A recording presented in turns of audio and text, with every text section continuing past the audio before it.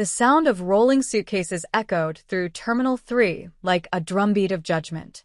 "Move faster, Mia," my father barked, his voice sharp enough to slice through the crowd.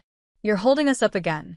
Before we begin, drop a comment and tell us where are you from and from which city you're watching our videos? And after watching the whole video, don't forget to tell us what would you do in this situation? Be honest, tell me in the comments below. We read every comment. Let's begin." I bit my tongue and stepped aside as my stepsister Lila strutted past me, her designer heels clicking on the polished floor like a countdown to humiliation. She tossed her glossy blonde hair back and smirked. "Maybe she's nervous," she said, glancing at me. "It's probably her first time seeing a plane up close." My father chuckled, not even trying to hide his disdain. "She can't even afford economy, Lila. Don't expect her to know how airports work." Laughter followed. Heads turned. Heat burned through my face. But I didn't say a word. I just adjusted the strap of my old backpack and stared at the giant glass windows where planes gleamed under the morning sun. They were flying first class to New York for a family celebration, one I was technically invited to but never truly wanted to attend. Lila lifted her boarding pass with a grin. "First class boarding, Daddy. We'll have champagne before takeoff."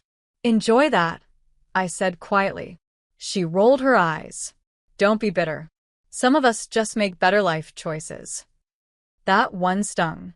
Because 2 years ago, I'd made a choice, walking away from my father's company after he married a woman only 5 years older than me and handed her daughter, Lila, everything I'd built. Now they stood there, all smiles and status, while I was the outsider with an old suitcase and a quiet face. "Do us a favor," my father said, lowering his voice. "Try not to embarrass the family name. People talk." I looked him dead in the eye. "People always talk, Dad." "It's what they say later that matters." Before he could reply, the loudspeaker announced boarding for their flight. They gathered their bags and headed for the gate. Lila turned, smirking over her shoulder. "See you in coach if you can afford the ticket." They laughed as they walked away. I watched them disappear into the gate tunnel, my chest tight but my expression steady. Around me, travelers rushed past, families hugging, businessmen scrolling, children crying. But then, a shadow crossed the polished floor. Boots. Polished black leather. A tall man in a navy uniform stopped in front of me, posture crisp, voice calm but commanding. "Miss Monroe?" My father's laughter still echoed faintly from the gate. "Yes," I said. The officer straightened. "Your jet's ready, ma'am. We'll begin pre-flight whenever you're ready." The words sliced through the noise like thunder. My father turned around mid-step. Lila froze beside him. Their faces drained of color as a dozen passengers stopped to stare. I blinked once, slowly, then smiled. Perfect timing. I was getting tired of standing. Gasps rippled through the crowd as the officer gestured toward the private terminal beyond the security barrier. A sleek black car waited near the runway. Lila's mouth fell open. "Jet? Her?" The officer gave a professional nod. "Yes, ma'am. Miss Monroe owns it." I met my father's stunned eyes. "You were right, Dad. "I can't afford economy." I paused, then added softly, "It's too small for me now." Then I turned and walked away, calm, composed, my heart pounding with every step. The glass doors opened, and sunlight spilled across the tarmac. The wind whipped my hair as the hum of engines filled the air. For the first time in years, I didn't feel small. I felt untouchable. The door of the luxury jet closed behind me with a soft hiss, sealing out the chaos of the airport. The scent of polished leather and espresso replaced the cheap perfume and laughter I'd just walked away from. "Welcome aboard, Miss Monroe," said Officer Grant, now smiling with a kind of quiet respect that came from knowing exactly who I was. I sank into a cream-colored seat by the window as the engines rumbled alive beneath the floor. The city stretched below like a story I'd already finished reading. As the jet began to taxi, my phone buzzed, Dad flashing on the screen. I let it ring twice before answering. "Mia," his voice snapped, sharp as ever. "What kind of joke are you playing?" "No joke," I replied coolly. I just stopped living by your version of success. I asked you to be practical, he snapped. Instead, you ran off chasing dreams. Dreams, I said, leaning back, built the company you're still running, Dad. The one I helped design before you replaced me with Lila. There was silence. Then, his voice dropped lower. You could have stayed, Mia. You didn't have to walk out. I stared out the window, remembering that night 2 years ago, the shouting, the betrayal, the moment he handed my project portfolio to Lila as if I'd never existed. You're right, I said softly. I didn't have to. I chose to. The line went dead. Grant stepped forward, setting a folder on the table beside me. Your itinerary, ma'am. Meeting with the investors in Manhattan at 3 p.m. Your security team will escort you from the terminal. Thank you, I said, closing the folder. He hesitated. If I may say so, it's not every day someone takes back everything they lost. I smiled faintly. It's not about taking it back. It's about becoming the person they said you'd never be. The engines roared, and the plane lifted, smooth, powerful, defiant. I watched the clouds swallow the ground, my reflection faint in the glass.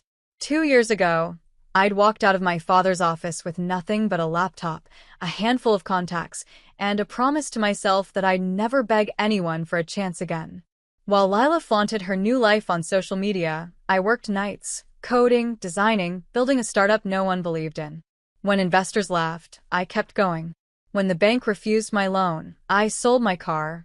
When everything seemed impossible, I remembered that humiliation in my father's boardroom, his exact words, "You'll never make it without me." But I did. And now, that silly idea, he mocked, a small AI logistics company named Monrovia Systems, had become a global tech solution worth hundreds of millions. Every insult, every laugh, every door slammed in my face built the woman sitting on this jet. My assistant's voice came through the intercom. Ma'am, the New York media's been calling. They heard you'll be attending the Global Tech Summit this evening. Do you want to make a statement? I glanced at my phone screen again. Another message from my father. Just one word this time. How? I typed back, by being everything you thought I couldn't. Then I hit send. The jet sliced through the clouds as sunlight bathed the cabin in gold. My reflection in the glass looked older, calmer, stronger. For years, I'd let them define me as the quiet one, the forgotten daughter. But now, they'd have to learn my name again, on billboards and headlines, in every corner of the business world. And tonight, when I landed in Manhattan, the same family that laughed at me in the terminal would be at the same summit, sponsored by my company. They just didn't know it yet. I smiled as the city skyline began to rise in the distance. The real takeoff hadn't just happened in the air. It had started the day I walked away from them. The jet wheels kissed the runway with a low hum as Manhattan's skyline glimmered ahead like a challenge. I exhaled slowly, collecting myself. Tonight wasn't just a business event, it was closure. Grant walked me down the private terminal steps to a waiting black SUV. The moment the tinted door shut, my assistant, Sophie, turned from the front seat, tablet in hand. Everything's ready, ma'am. The Global Tech Summit begins in 2 hours. You'll open the event as the keynote sponsor. Perfect, I said, my tone steady, though my pulse had its own rhythm. And the guest list? She smiled knowingly. Richard Monroe and his daughter confirmed attendance this morning. Of course they did. My father never turned down an opportunity for publicity. What he didn't know, what no one knew yet, was that Monrovia Systems wasn't just sponsoring the summit. It owned it this year. As the SUV glided through the city streets, I caught glimpses of billboards flashing my company's logo, neon blue against midnight black. 2 years ago, I was the invisible daughter. Tonight, I was the headline. When we pulled up at the glass-covered venue, camera lights flickered like 1,000 heartbeats. Reporters crowded the entrance. I stepped out into the flashes, wearing a sleek navy dress, not designer branded, but confident, elegant mine. A journalist shouted, "Miss Monroe, is it true Monrovia Systems bought the Global Tech Network?" I met her gaze and smiled faintly. Let's just say, I like to own the places I was once denied entry to. Inside, chandeliers glittered above the marble floors. Conversations buzzed. Suits, champagne, ego, all the same world that once laughed me out of its rooms. And then I saw them. Across the hall, my father, Richard Monroe, was deep in conversation with a group of investors. His new wife, polished as ever, stood beside him. Lila hovered nearby in a red gown, smiling for attention, her laughter echoing just like it did at the airport. They hadn't seen me yet. Miss Monroe, an announcer called, stepping onto the stage. Please welcome tonight's keynote speaker, the CEO of Monrovia Systems. The crowd clapped. My father turned toward the stage, clapping politely until he froze. The microphone light hit my face. Recognition slammed into his expression. Lila's hand dropped from her glass. Mia, she whispered. I smiled calmly, my heels silent against the stage as I stepped up to the microphone. Good evening, everyone. 2 years ago, I was told I'd never belong in this room. Tonight, my company sponsors it. The audience laughed lightly, impressed. But I wasn't joking. I looked directly at my father as I continued, my voice unwavering. I built Monrovia Systems from a single laptop and a coffee shop corner. No inheritance, no investors, just grit and the memory of being told I wasn't enough. Lila's face twisted, but I went on. People often ask what motivates success. For me, it was simple. Humiliation is a louder teacher than privilege. Applause rose, scattered, genuine. My father's hands stayed frozen mid-clap. After the speech, as the crowd mingled, he approached, slowly, cautiously, as though crossing enemy ground. Mia, I didn't know you were successful. I interrupted, my tone soft but sharp. No, you didn't. You were too busy celebrating my replacement. Lila stepped forward. We didn't mean. You meant every word, I said quietly. At the airport, at the office, every time you laughed at what you thought was failure. But you forgot. Some of us rebuild in silence. My father looked at the floor. You're still my daughter. I nodded. Yes. Just not the one you raised. As the orchestra began to play, the crowd swirled around us, business partners shaking my hand, journalists asking for interviews. My father stood lost in the lights, realizing the hierarchy had shifted. Tonight, I didn't just win. I rewrote the story, and they were forced to watch it happen. The night had thinned to a soft hum of music and murmurs. Investors toasted. Journalists scribbled. But at the heart of the grand ballroom, Richard Monroe stood frozen, watching the daughter he once dismissed now command every spotlight in sight. I didn't gloat. I didn't need to. Their silence was enough.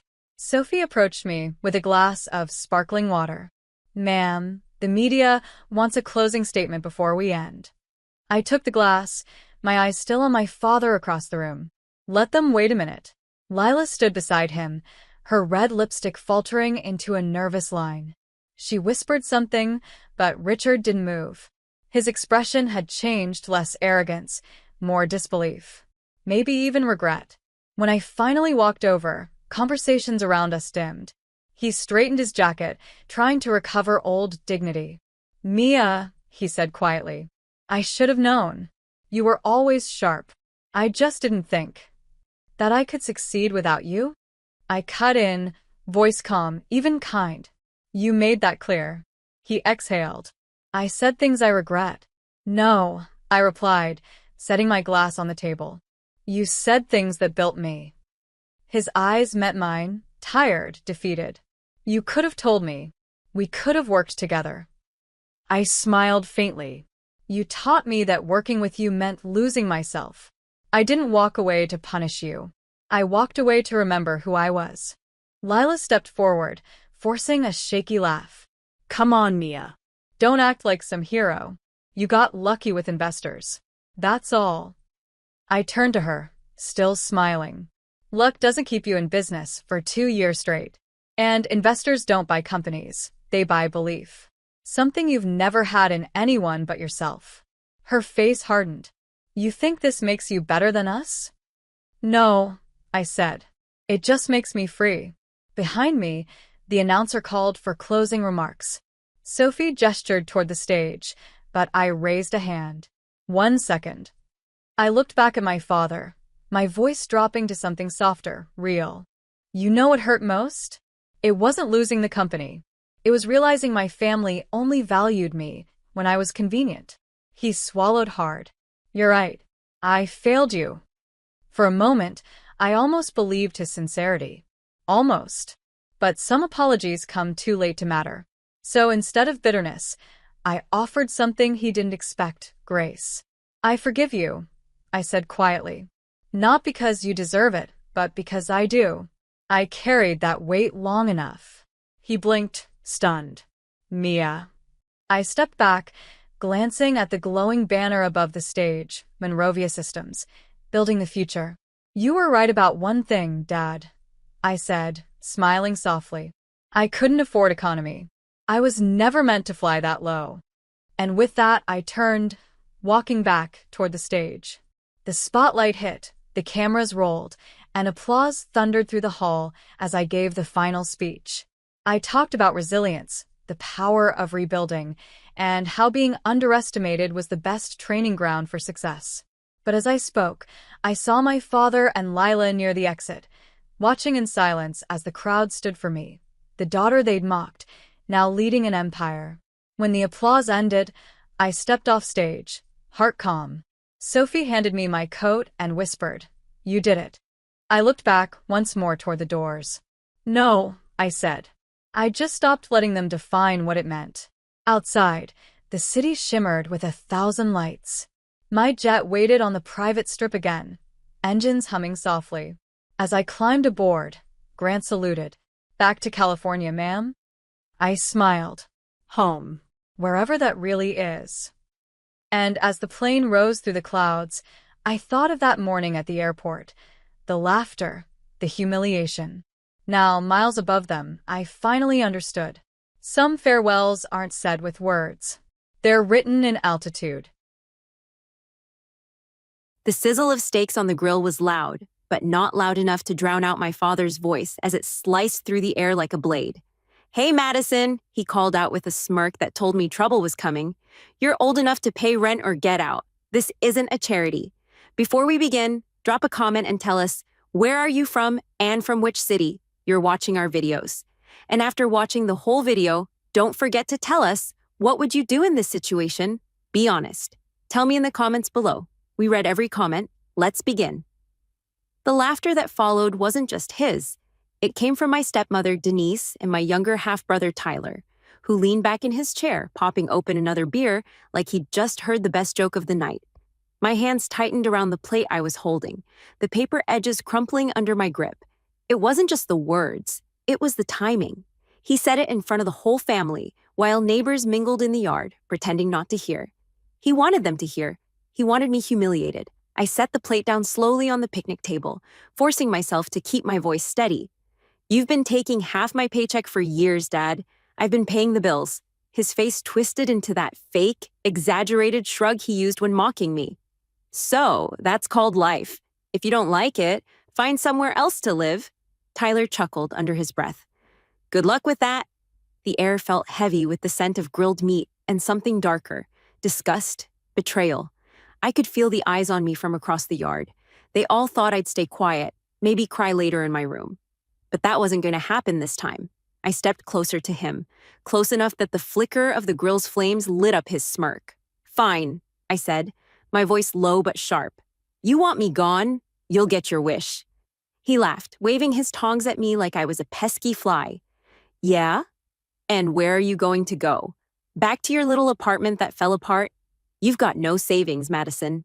The rest of the evening blurred into a tense mix of forced smiles and whispered gossip. But in my mind, plans were already snapping into place. He didn't know what I had been working on quietly for months. He didn't know I'd just gotten the keys to my own house. By the time the BBQ was over, I'd made up my mind. I wasn't going to drag this out. If he wanted me gone, he was going to see just how far gone I could be. And when I left, I'd take more than my things. I'd take the comfort he thought he controlled. The next morning, I loaded the last box into the back of my car. My hands shook, not from sadness, but from the rush of knowing what was coming.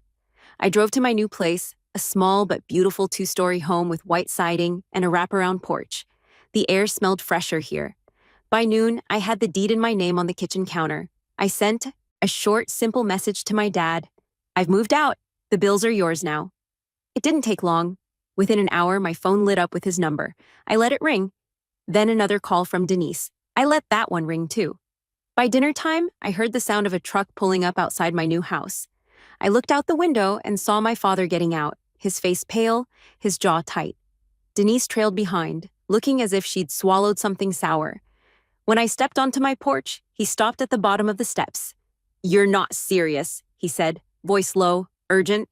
I leaned against the railing, my arms crossed. "I told you. You said pay rent or get out. I chose get out. And now?" My voice sharpened. "I'll stop paying your bills too." His face drained of color completely. Denise's lips parted, but no sound came out. Tyler's car was behind them, and even he looked uneasy. For the first time in my life, I realized the power I'd been giving them all along. And I knew I was just getting started. The moment they drove away, I stood on my porch and just breathed. Not relief. No, not yet. It was the first inhale in years that didn't feel like I owed someone for the air. I didn't waste time. I went inside, grabbed my laptop, and began cutting every cord they'd been feeding on. Electric bill? Gone from my account. Gas? Removed. Internet? Water? Car insurance? Severed one by one. With each confirmation email, I felt my spine straighten. An hour later, my phone lit up. Dad calling. I let it ring. Denise next, then Tyler. I didn't answer a single one. By late afternoon, the group chat started blowing up. "Dad, this isn't funny, Maddie. The Wi-Fi's down." Denise, "You can't just shut things off. That's not how family works." Tyler, "Hope you're happy. You ruined dinner." I typed one line and sent it. "I've moved out. Bills are your responsibility now. Please don't show up uninvited." I thought that would be the end of it, until I saw their truck pull up outside my new place. Dad got out first, jaw tight. Denise trailed behind with her arms crossed. Tyler didn't even bother leaving the car. Dad stopped at the bottom step. "All right, enough of this stunt. You made your point? Turn the accounts back on for a week while we transition." I met his gaze. "Number, you've been taking half my paycheck for years. You made it clear last night. You want me gone. I'm gone. And so is my money." Denise's voice cracked with a bitter laugh. "Wow. Cold." "No," I said, stepping down to meet them halfway. "Cold is laughing at your kid in front of neighbors? This question mark. This is warm compared to that." Dad's mouth opened, but nothing came out. For the first time, I saw something I'd never seen in him before. Hesitation. I walked back up the porch. "You'll figure it out, just like I did." The door clicked shut behind me, and for the first time in years, I realized I was finally the one holding the lock. The next morning, I woke up to the kind of silence that doesn't exist in my father's house.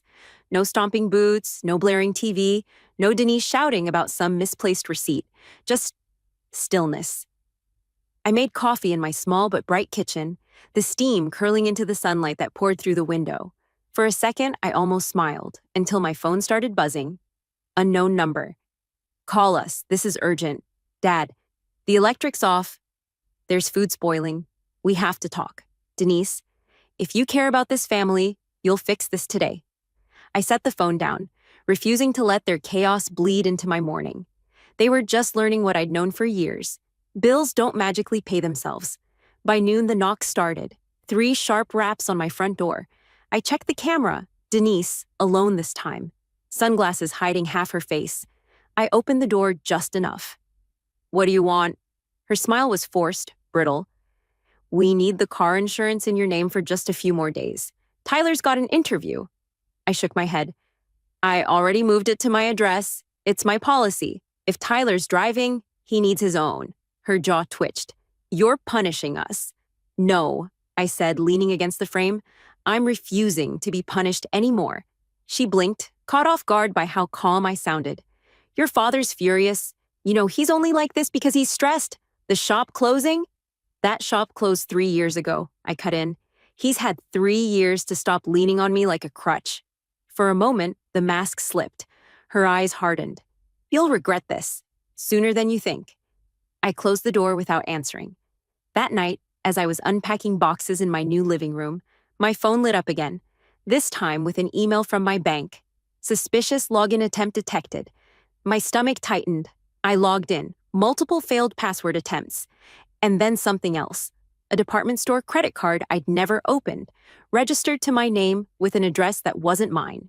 It didn't take long to connect the dots. My purse had gone missing in the old house a year ago, only to reappear 2 days later with nothing missing, or so I thought. Tyler, I printed every email, every statement, and slid them into a folder marked boundaries in big black letters. I wasn't just protecting myself anymore, I was building a case. At midnight, another text came in from Tyler. "You think you're better than us now? Watch your mailbox." I stared at the screen, the anger in my chest sharpening into something colder, steadier. They weren't just losing my money, they were losing their grip. And the more they realized it, the uglier this was going to get. The next 2 days were quiet, too quiet. No knocks, no calls, just the occasional text from Tyler dripping with sarcasm or veiled threats. I kept my replies short, always, in writing, careful like my attorney advised. Every word, every date, every attempt they made to pull me back in, I saved it. By the third morning, the silence broke. My phone buzzed nonstop as I sipped coffee at my kitchen counter. Screenshots from friends and neighbors started rolling in. Facebook posts from Denise, written in that self-pitying tone she'd perfected. Some people think they can just turn their back on family. After all we've done, they leave us in the dark. Literally. The comments were predictable. Mutual friends offering sympathy, distant relatives I hadn't spoken to in years asking what happened, and of course, her favorite move, leaving just enough detail out so the villain could be anyone. But the most telling thing, not one of them tagged me, not one said my name. They wanted to paint the picture without giving me a brush. I didn't take the bait. Instead, I called the power company, water company, and internet provider again to confirm every account had been switched to their name. I wasn't giving them a single inch of leverage. By noon, my doorbell rang. The camera feed made my jaw tighten. Dad this time, alone, hands shoved deep in his jacket pockets. I opened the door but stayed behind the threshold. "What is it?" His voice was calmer than I expected, but the edge was still there. "We've got a situation. The mortgage payment's due, and without your transfer—" "Not my problem," I said before he could finish. His eyes narrowed. "Do you even hear yourself? You've been part of this household for years. You don't just walk away from responsibilities overnight." I laughed. Actually laughed, sharp and humorless. "You mean the responsibilities you dumped on me the second I started working? The ones you never asked about, just took?" He stepped closer. "You think this new place makes you better than us? That you can just hide here while we drown?" I met his stare without blinking. "I'm not hiding, Dad. I'm just done being your lifeline." His jaw worked like he was chewing on a dozen unsaid threats. Then he turned to leave, but not before tossing one last shot over his shoulder. "You're going to regret this when you come crawling back." I closed the door slowly, almost enjoying the click of the lock. Crawling back wasn't in my vocabulary anymore. That night, as the sun dipped low and the air cooled, I saw their situation unravel in real time. A neighbor from my old street called me, voice low like we were sharing a secret. They were out in the driveway arguing, loud. Something about the bank account being overdrawn. Denise was screaming that she couldn't buy groceries, and your dad kept saying it's your fault. I thanked them, hung up, and sat there for a long moment. They were feeling it now, the weight I'd carried alone for years pressing down on them for the first time. The next day, I decided to make it clear this wasn't just about me. Leaving, it was about reclaiming every inch of control they'd stolen. I went to the bank, met with a manager, and closed the last joint account they still had access to. When I left, the folder in my bag felt heavier, thicker, more complete. That evening, a text came through from Denise. "You've made your point. We get it. Just, please help us this month. We'll figure it out after." I didn't reply. 2 hours later, a public post appeared on her profile. "Funny how people change when they think they don't need you anymore. But life has a way of humbling everyone." For once, she was right. Life does have a way of humbling everyone, and theirs was only getting started. It was a Saturday morning when the perfect opportunity landed in my lap. I was sipping coffee, scrolling through emails, when one from the mortgage company for my dad's address popped up. The subject line read, "Urgent, past due balance, and notice of public auction." At first, I thought it was a mistake. I hadn't lived there for weeks, and I'd already removed my name from everything tied to that house. But when I opened it, I realized the bank must have still had me listed as an emergency contact from years ago. The letter was blunt. 2 payments missed, no arrangement made, auction date set in 30 days. I sat there staring at the screen. This was it. The moment when the universe handed me proof, in black and white, that all their loud confidence was just smoke. Before, I might have rushed over, tried to fix it, drained my account again to save them. Now, I hit print. Then I slid the paper into my boundaries folder. By noon, I heard the inevitable, the pounding at my door. This time, all 3 of them were on the porch. Dad red-faced, Denise tight-lipped, Tyler smirking like a kid who thinks he's about to win a game. I stepped outside, shutting the door behind me. Dad didn't waste time. "You saw the notice. We can't lose the house, Maddie. You're going to help fix this." I folded my arms. "No, I'm not." "You're still family," he shouted, loud enough for the neighbors across the street to glance over. I didn't lower my voice. "Family doesn't use you as a wallet. Family doesn't laugh while you're humiliated in front of half the neighborhood. Family doesn't commit fraud in your name and expect you to just take it." Denise stepped forward, eyes darting to the people watching from their yards. "Do you have to make a scene?" "Yes," I said flatly, "because you had no problem making one when it suited you." Tyler muttered under his breath. "Unbelievable." I turned to him. "You're right. It is unbelievable that I let this go on for as long as I did." Dad's voice dropped, that quiet, dangerous tone he used when he thought he could still intimidate me. "If you walk away from this, you'll be nothing to us." I smiled, but there was no humor in it. "Then I'll be nothing to you, and everything to myself." I stepped back toward the door, but before I went inside, I pulled the printed foreclosure notice from my folder and held it up where they could all see. "This," I said, my voice cutting clean through the air, "is what happens when the person you've been draining finally stops bleeding for you." And then I let it drop to the porch at their feet.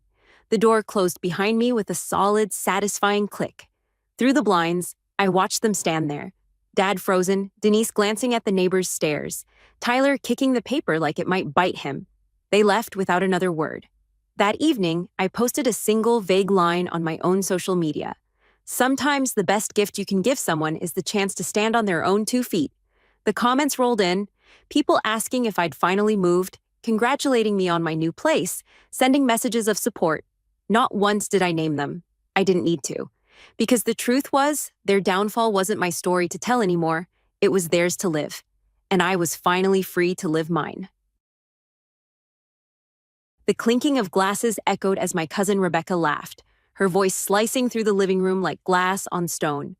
"Oh, please, Emma's graduation ceremony?" she sneered, sipping her wine with mock elegance. "Who would even bother showing up for that?" Before we begin, drop a comment and tell us where are you from and from which city you're watching our videos. And after watching the whole video, don't forget to tell us what would you do in this situation. Be honest.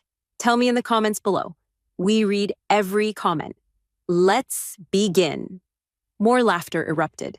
My uncle slouched deeper into the couch, wiping his eyes from laughing too hard, while my own father muttered, "She doesn't even have friends, let alone a real career. Just some community college scholarship girl pretending she made it." I stood in the corner of my aunt's marble-floored house, holding the same lukewarm soda I'd been nursing for an hour. No one offered me a seat. No one asked how I was doing. I was just there. The invisible disappointment they had to tolerate during family events, the air smelled of expensive perfume, fake success, and hidden rot. What they didn't know, this wasn't just a graduation ceremony, it was a keynote event, one that had been planned in silence for nearly a year, and the people invited weren't the ones who belittled me for years. I didn't flinch when my cousin Maddie said, "Watch, she'll probably rent a hall and no one will show up. Can we go just to see how awkward it is?" They all burst out laughing again, even my mother, my own mother. She was swirling her wine glass like she was somewhere above all this, even though she'd once told me, "It's better to marry rich than to dream big."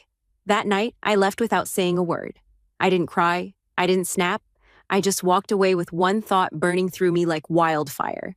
Wait and watch. The big day arrived. My palms were sweaty as I adjusted the sleek navy blue suit that had been custom tailored for this very moment. I wasn't wearing a cap and gown. I'd traded those for something stronger. A black-laced mic over my ear, a spotlight waiting, and a hall already filled to the brim. But not just with anyone. The air buzzed. Security guards moved along the red carpet.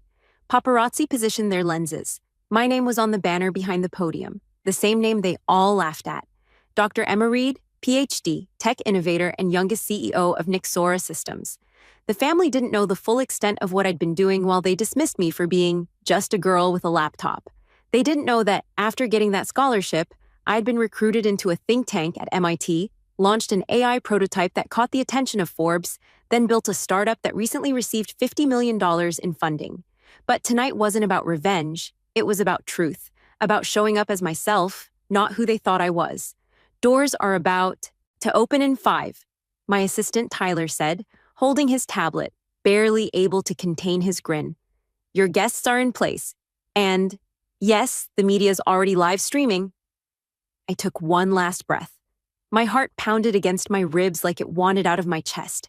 This wasn't fear. It was power. It was the strength I'd forged in silence while being told I was nothing. I walked to the curtain, and then the doors opened.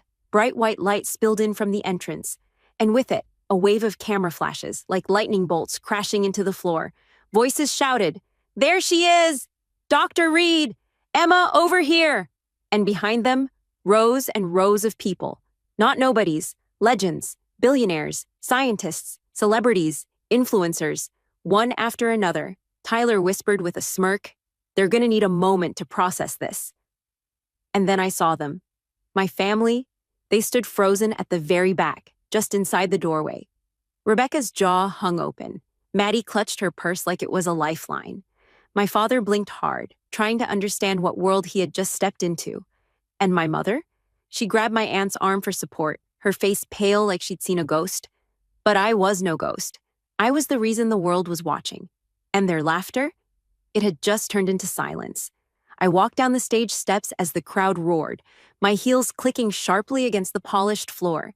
The sound echoed with the kind of authority I'd once only dreamed of. Lights followed me. Camera shutters flickered like fireworks. But all I could see, beyond the mass of flashbulbs and velvet ropes, was the stunned lineup of my family. And the irony?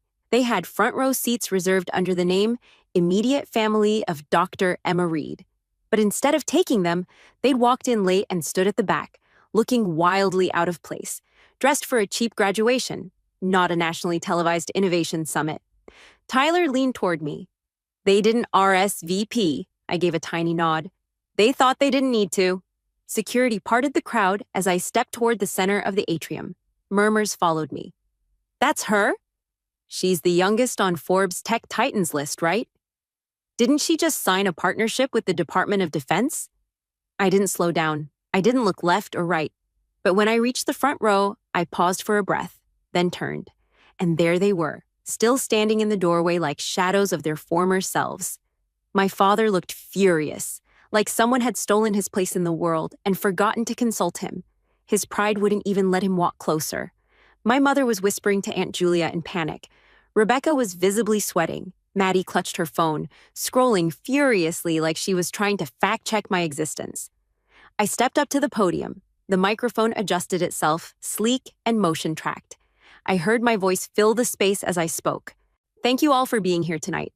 This moment isn't just about me. Pause. It's about every girl who was told she wasn't enough. Every young woman who was told she wasn't smart enough, pretty enough, connected enough.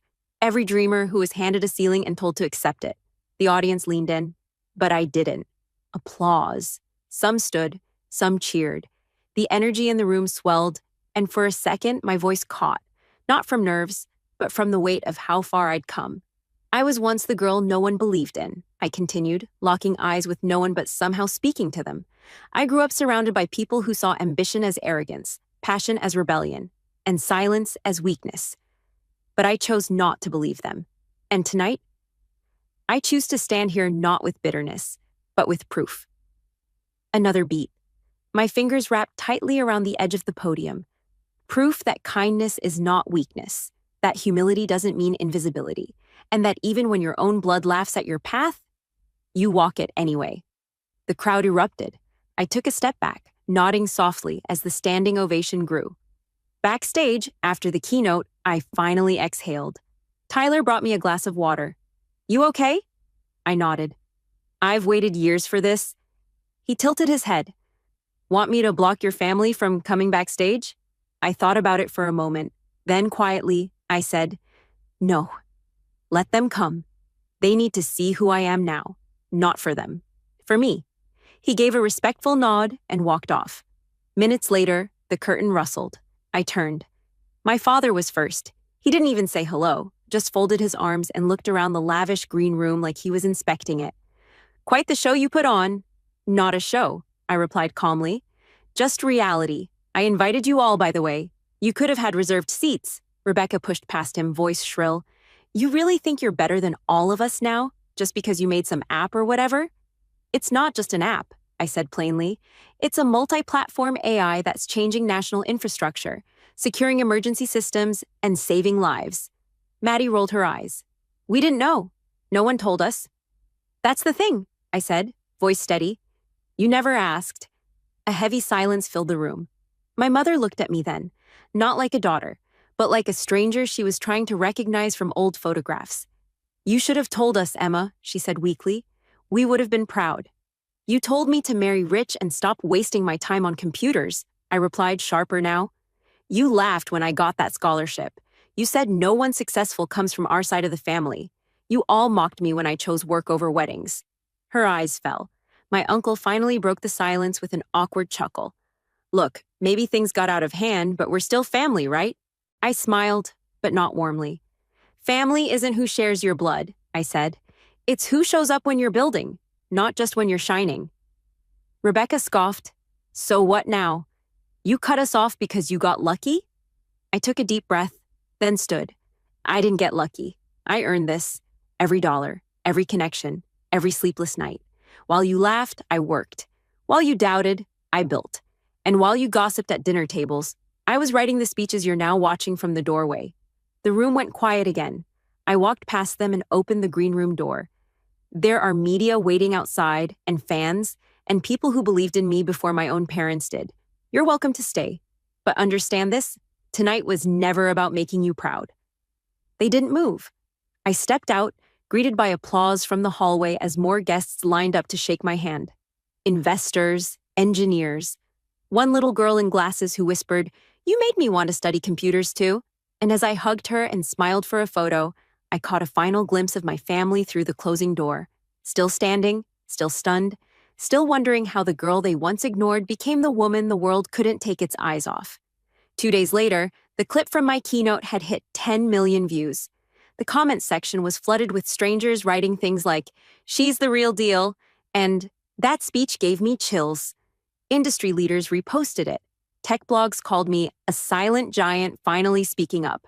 And a few schools even asked for permission to share my address with their students. But back home, my phone buzzed with familiar names I hadn't heard from in years. Maddie. "Hey, can we talk?" Rebecca. "So proud of you, girl. Let's get brunch?" Mom. "Your father wants to see you. He's just proud, that's all." I didn't answer any of them. Not because I was being petty, but because I knew what this was. Their love had always been conditional, dependent on my failure. My invisibility gave them comfort. My success, it left them exposed. And now they were scrambling to rewrite history. But I wasn't going to let them. That Saturday, I returned home for the first time in nearly a year. Not my apartment in the city, not my corporate office, but the suburban house I grew up in. The same one where I used to get grounded for talking back every time I had an opinion. I parked the electric car in the driveway. Yes, the one they once laughed at me for even dreaming of. And before I could knock, the door opened. My mother stood there with a plastic smile plastered on her face. Her eyes darted to the Tesla, then back to me. "Oh my God, Emma, you look so beautiful." She gushed, arms out for a hug. I paused, then stepped inside without returning it. The smell was the same, lemon cleaner and stale air. The same floral wallpaper from a decade ago. Nothing had changed, except me. My father sat on the couch, half watching some news program where they were talking about me. He quickly turned it off.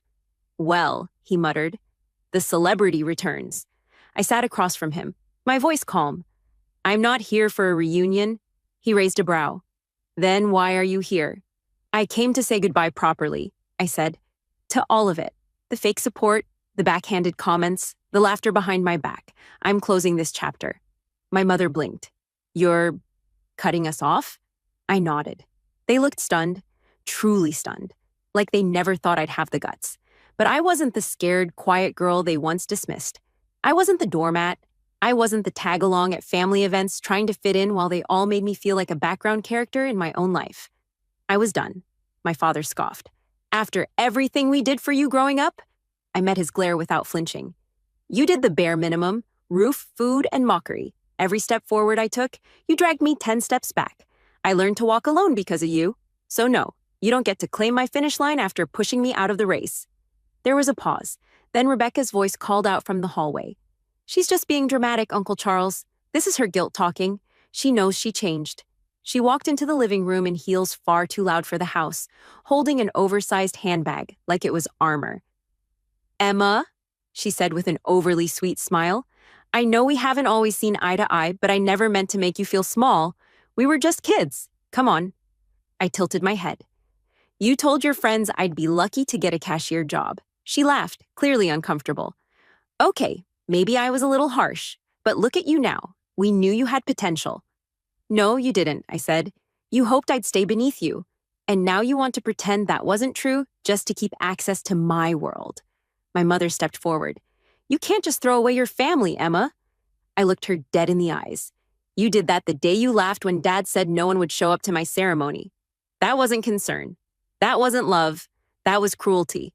She turned away, her face tight. I stood up.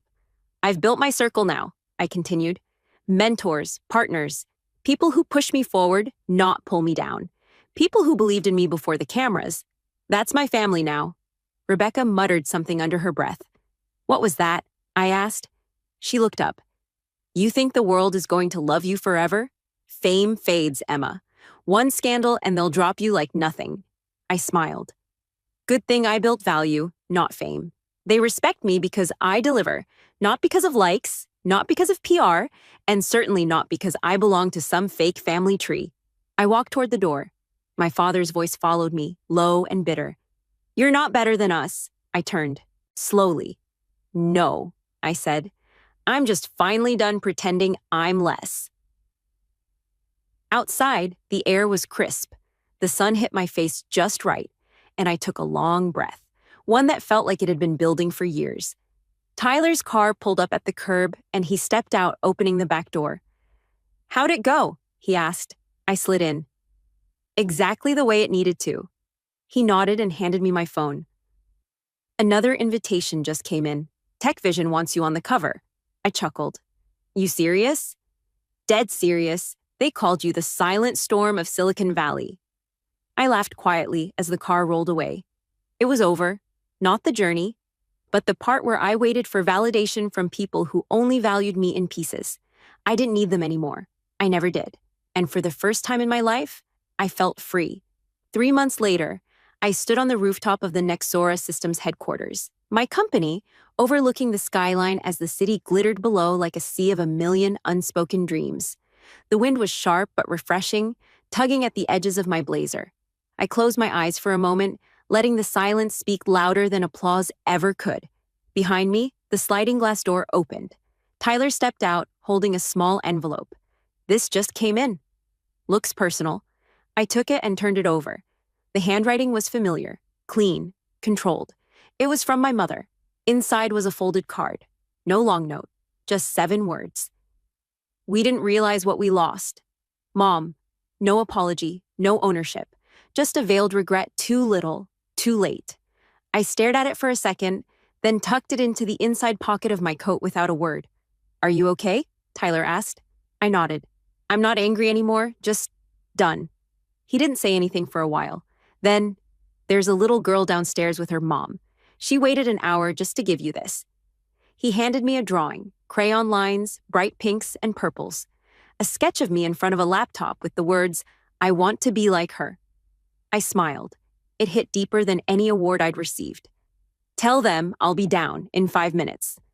Tyler left, and I took one last look over the city. My past, my pain, my loneliness. It had shaped me, but it didn't define me. What defined me now were the people who saw me, not my title, not my money, not my family name. Me. Back then, my family had laughed, certain no one would show up. Now, I couldn't count the number of people who did, and I didn't need a full house to feel whole, just the right ones in it. As I turned and walked back inside, I left the pain behind on that rooftop, where it belonged, with the wind, with the silence, with the ghosts of a girl who had once begged for their approval. That girl was gone, and in her place stood a woman the world could no longer ignore. The morning air buzzed with the hum of engines and laughter echoing across the terminal. I dragged my suitcase toward the private check-in area, my heels clicking against the marble floor when my father's voice cut through the noise like a blade. "Well," he said, folding his arms, his smirk sharp as ever. "You'll be lucky if they let you sit in the back, Mia. Before we begin, drop a comment and tell us where are you from and from which city you're watching our videos? And after watching the whole video, don't forget to tell us what would you do in this situation? Be honest, tell me in the comments below. We read every comment. Let's begin." Amber, my older sister, snorted behind her sunglasses. "Maybe she can help load our luggage. That's more her speed." Their laughter turned a few heads nearby, which was exactly what they wanted. They loved an audience. I just stood there, calm, letting the moment stretch. They didn't deserve my anger anymore. I'd wasted enough years craving their respect. My father's eyes traveled over my simple beige coat and the carry-on I'd bought years ago when I was broke. "You really think you belong here?" he said, voice low. "This isn't a budget terminal. This is where people value travel." I smiled faintly. "I know." Before he could respond, a young woman in a dark blue uniform came rushing toward us, nearly out of breath. "Ms. Reynolds," she said quickly, clutching her tablet. "I've been looking everywhere for you. Your jet has been refueled and is ready for departure. Captain Hayes just sent word. Your crew is waiting for your signal to board." The world seemed to go still. Amber blinked first, confusion flashing across her face. "Wait, your jet?" The attendant straightened, nodding respectfully. "Yes, ma'am. Ms. Mia Reynolds, the owner of Horizon Aeronautics." I turned to my father and sister. They looked like statues, the kind you find outside old banks, chipped by time and arrogance. I tucked a strand of hair behind my ear and said softly, "Thank you. Tell Captain Hayes I'll be there in a minute." "Yes, ma'am." The attendant hurried off. Dad's mouth opened, then closed. You bought a jet?" "No," I said calmly, meeting his eyes. "I built the company that makes them." Amber laughed, a weak, nervous sound. "You're joking." "I don't have time for jokes, Amber." I started walking toward the private terminal. Each step felt heavier, not from pride, but from memory. Of nights when I slept in my car, of days when I counted change to buy groceries, of every insult they'd thrown that had turned into fuel. Behind me, my father called out, "Mia, wait." I stopped, but didn't turn. He sounded smaller than I remembered. "When did you? How did you?" "While you were busy laughing," I said quietly. "I was busy working." I glanced back just once. Their faces were pale, eyes darting toward the jet visible through the glass, its silver body gleaming under the sun, engines humming softly, my name printed on the side in clean letters. Then I smiled, not out of vengeance but peace. "Enjoy your flight," I told them. "Mine's already waiting." And as the automatic doors slid open before me, I stepped into the world they said I'd never reach. When the glass doors closed behind me, their shocked faces disappeared, but their voices didn't. I could still hear echoes of every word they'd thrown at me for years.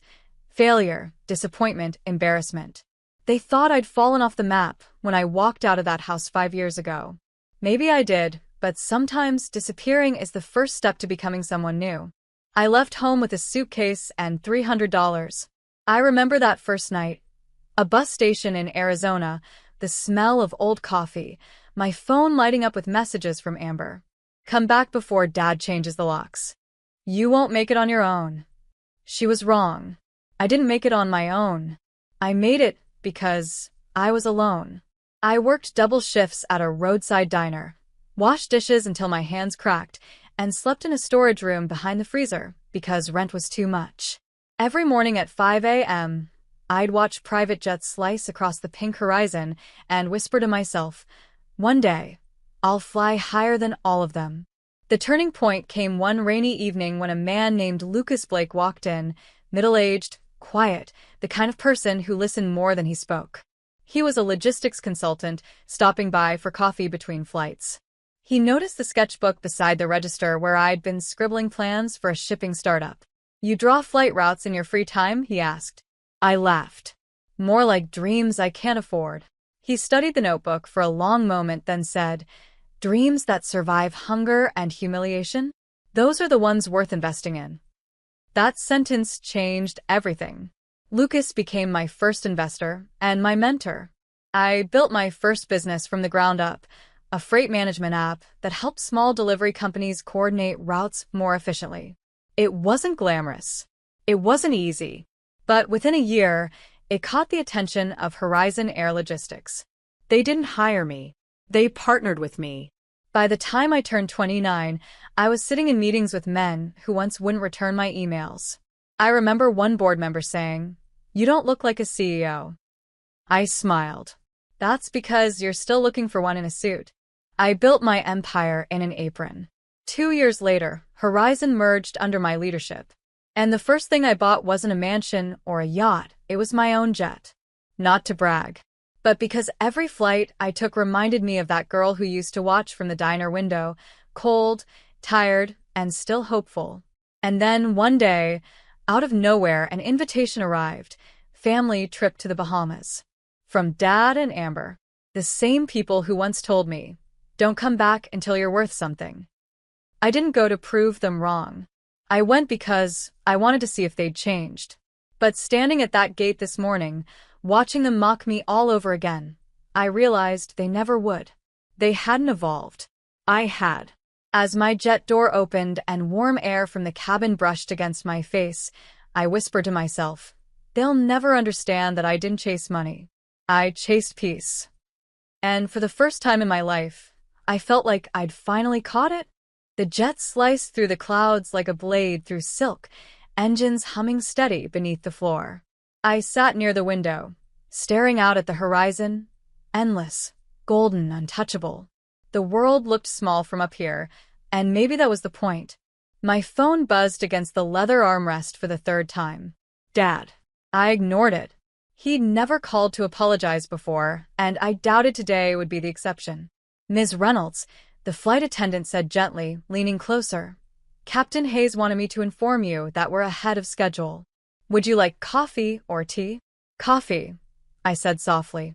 Black. As she walked away, I finally reached for the phone. Missed calls. 3 voicemails. All from him. I played the first one. Mia, it's your father. Call me back.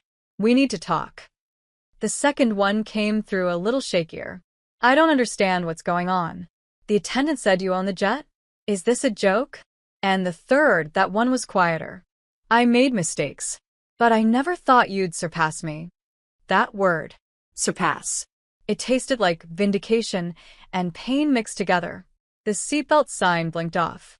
I leaned back, crossing my legs, and hit call back. He answered instantly. Mia, I didn't speak. Just listen to the panic in his breathing. Why didn't you tell us? He said, voice trembling somewhere between anger and disbelief. You could have said something. I could have helped you. I almost laughed. You mean like you helped me when I begged for tuition? When you told me to marry rich instead of study?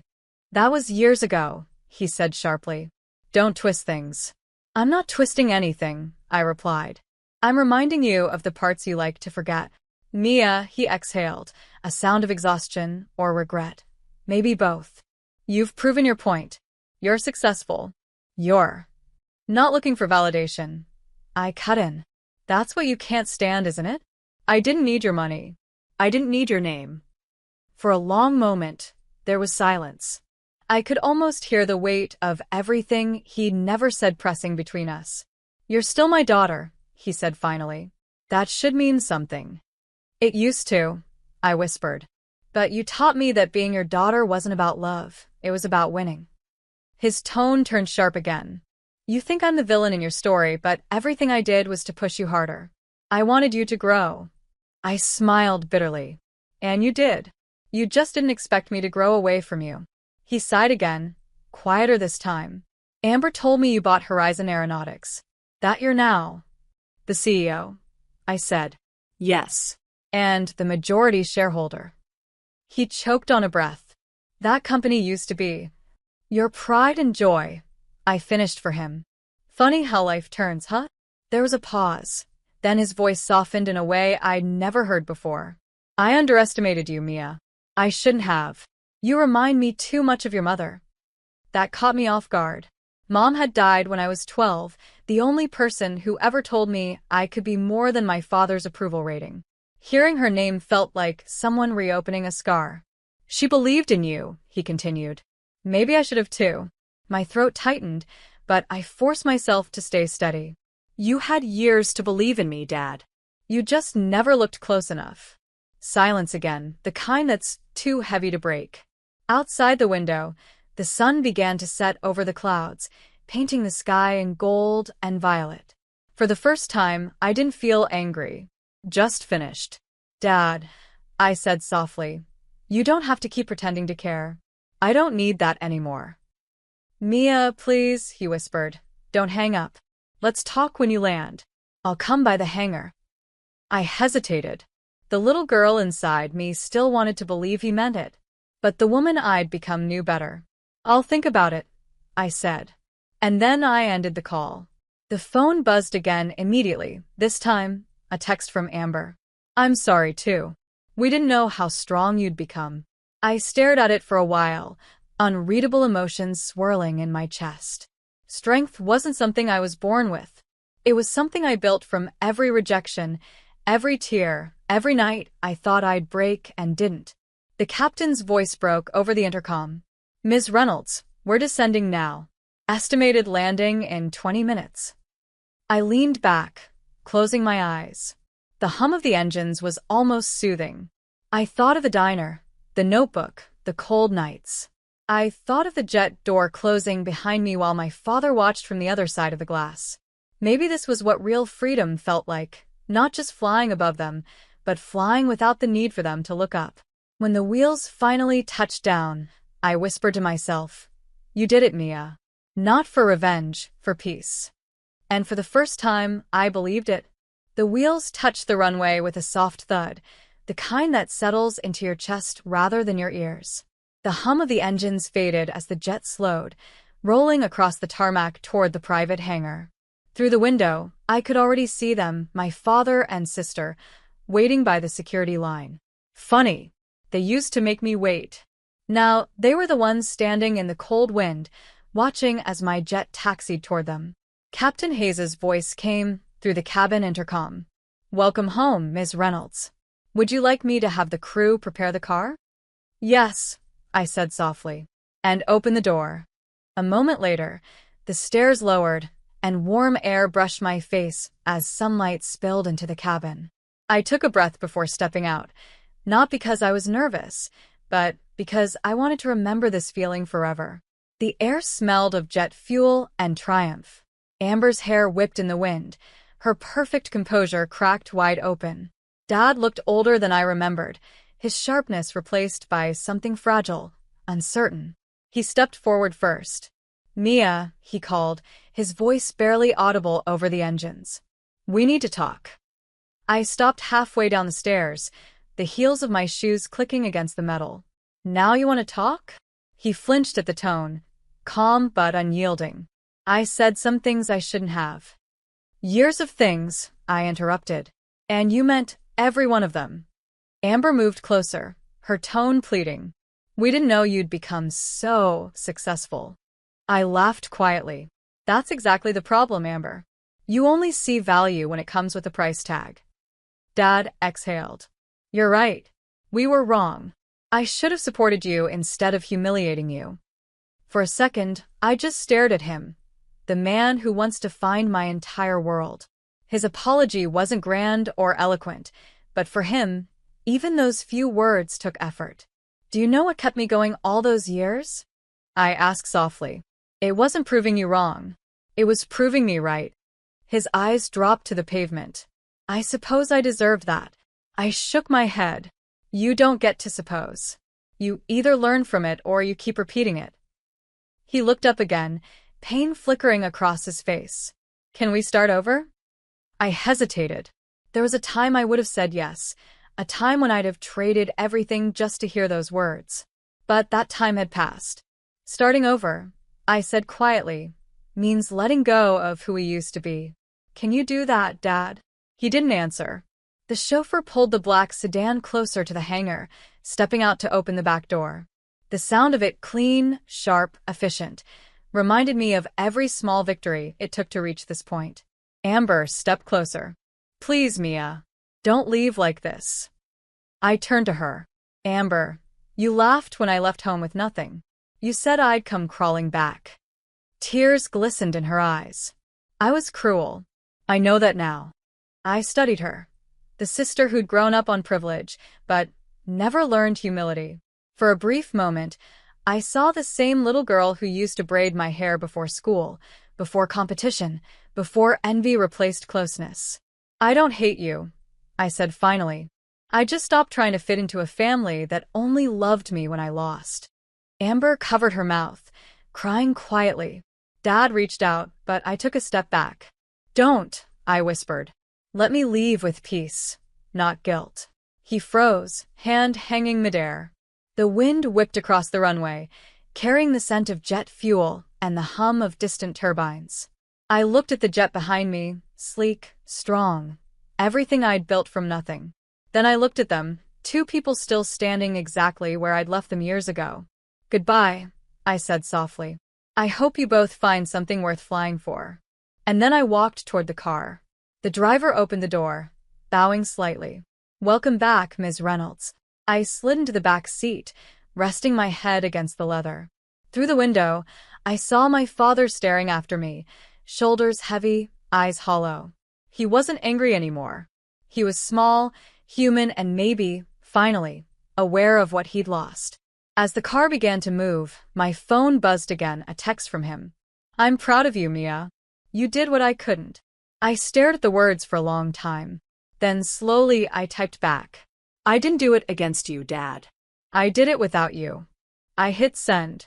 The sun dipped low across the horizon, painting the sky in amber and gold, the same colors of the life I once dreamed of but never thought I'd touch. I closed my eyes, feeling the rhythm of the tires against the road. It didn't feel like victory. It felt like release. Because real success isn't about who watches you rise. It's about who you become when no one's watching at all. And as the car drove away from the runway, leaving my past behind in a swirl of dust and light, I smiled, quietly, peacefully, knowing that this time, I wasn't running from them. I was finally running toward myself.